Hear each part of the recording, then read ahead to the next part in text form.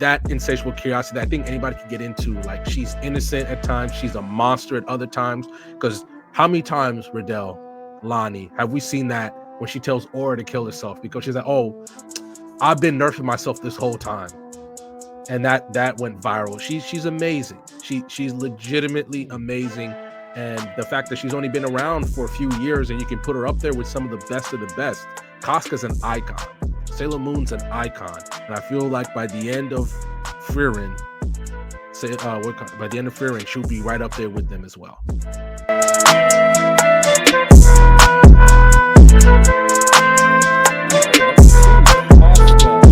Moving through number 3. Starting out, you already know I'm from Frieren or Mao Mao. Mao Mao is a great character, and I think Frieren. The thing about Frieren that I will touch upon is, I already told people how I kind of dive into my criteria for assessing a character.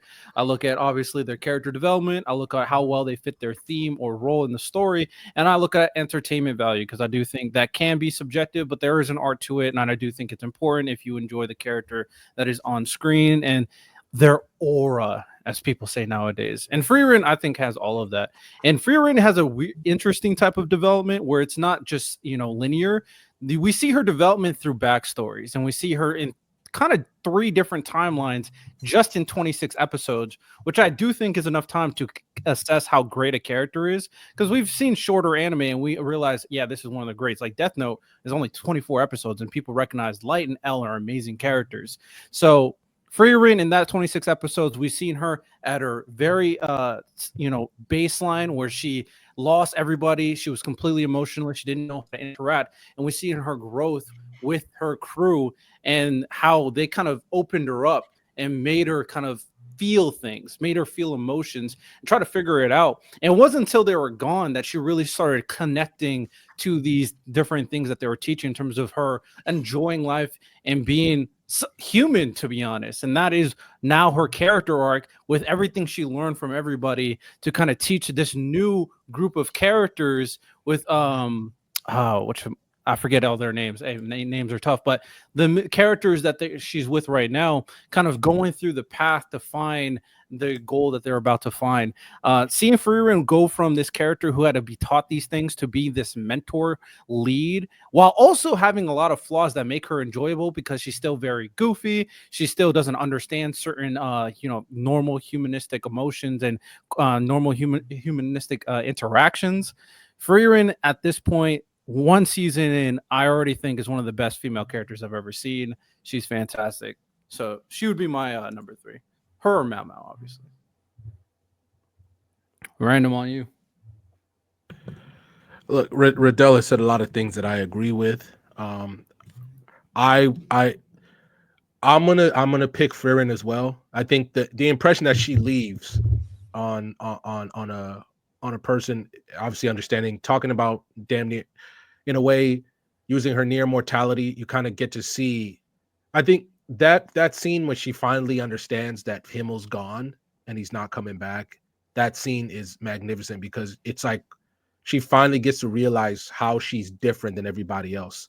How that she wishes that this, oh, I'm going to be gone 50 years, and how that is in every sense of the word. It's absolutely crazy, and how Himmel just, lets her go, and that's how much I think she realized that like he loved her and was just willing. And the fact that they're able to at least meet again.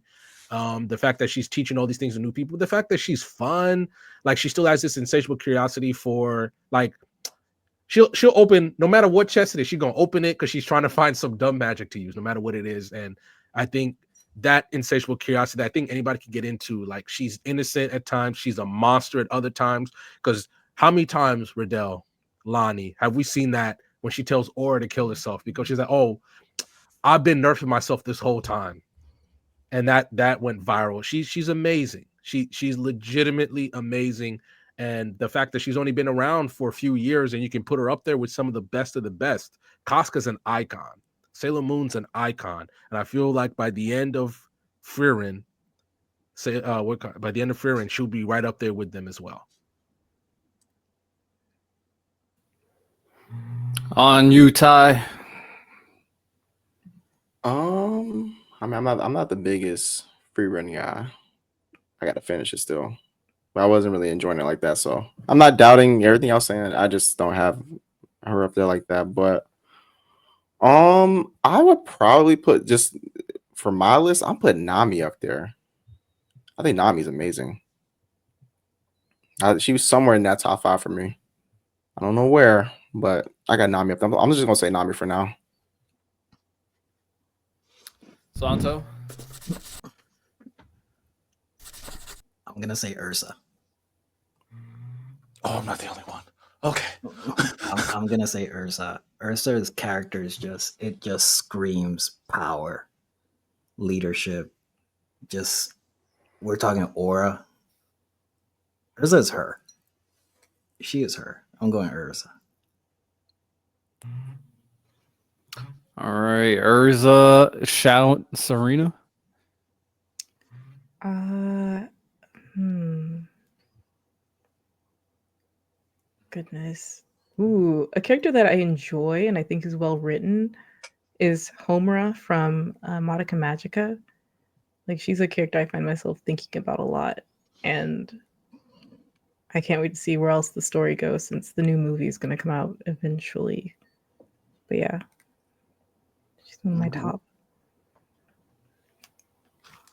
All right, Homura shout.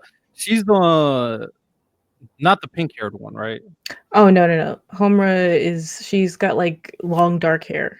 Yeah, I know who you're talking about. I just had to Mhm. put a face together. Yeah. Okay. And Lonnie, what are you thinking?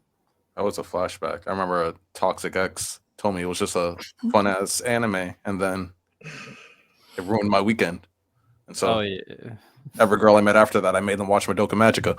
I had to pass on the trauma. But I'm gonna go Urza because also like what Sandra did touch on, like her relationship with Jalel is, I think, really really well done. I love her backstory. Her mom ain't shit. And She really is not. the way that she's like just the mother of the group, but also like she like has her own demons that she has to go through and stuff like that. And like her battles are always epic. Even when she had to fight like that other version of herself, that was also lit as hell. Yeah, I'm gonna go Urza. All right, we're kind of at a stalemate. We got two people chose Urza, two people said Frieren. We got a home rush shout. Hey, honestly, home rush is a really good shout, and we got a Nami shout as well. So we're kind of at an impasse. Lonnie, you think Urza is better than Frieren? $5 super chat. Don't answer. Angie Carr said, "Question for y'all. Think about it for a second though, and then reveal your answers after this segment. What do y'all think is the most iconic anime item?" All right, we'll think about that, Angie, and we'll answer it after the segment. Just mull it over. Don't even say any words about it. Think about it. I think I think if I'm projecting, Freeren's gonna end up probably number one. Like when it's all said and done. But like we're not there yet. What do you Freeren's think in my she's top missing? five. What do you think she's missing? I don't think she's necessarily missing anything yet. I just think that Urza at this point in time just has a little more. Like Time, maybe? maybe Just time. Like, time. yeah, Just needs to like sit on it for a fairy tale is so pause. long, and like at the same time, we don't know if Free Ren's gonna end up dropping in terms of like how they do her character and stuff like that. They keep on taking breaks, so like I don't know if that for various different reasons. So maybe sometimes like it could be like a writing reason, and they end up diminishing her character a little bit. That's a possibility. I think that's fair. Random, I know because me and you work. We both read the manga. All these breaks, it's getting concerning. Nah, So because I was gassed. I was like, hell yeah, Freeren's back, especially with the arc where they're at right now. I'm curious to see how Freeman fares in that. But the arc before that, where I don't want to spoil it, Lonnie, but you read it. The mhm. arc before that, where she has, you want to talk about a beautiful moment that she has. And I'm like, and I remember I was speaking it into. I was like, just wait till y'all read this arc. Like Riddell in 5 years when they finally make that episode in the anime. Just wait for it, man. It's gonna be amazing because they use a trope that a lot of people can really mess up, and not just in anime, but in TV in general. and they use it very well. And I'm just like, I can't believe it. But oh man, I'm like you at this point. I'm because of me reading Berserk, I'm used to long breaks. But at this point, there's no conceivable reason that I can find why they keep taking these breaks. It's not health. It's not this like problems. Like, and then when they come back, it's like it's great. So nothing's changing. They just like I don't know. They're just taking breaks. Yeah, that is a bit concerning. I put out a poll right there in the chat for you guys to vote between Erza and Frieren. We'll kind of keep it moving in the meantime in terms of the conversation. But ultimately, I mean, I'm not mad at it because I think Erza is great, so I'm not upset about it. But we do need to start developing that Erza Jalal relationship because that's been stagnant for years at this point. Well, read Hunter Your Quest. Has it really evolved? Because I heard it doesn't really evolve. Progresses. Oh, okay.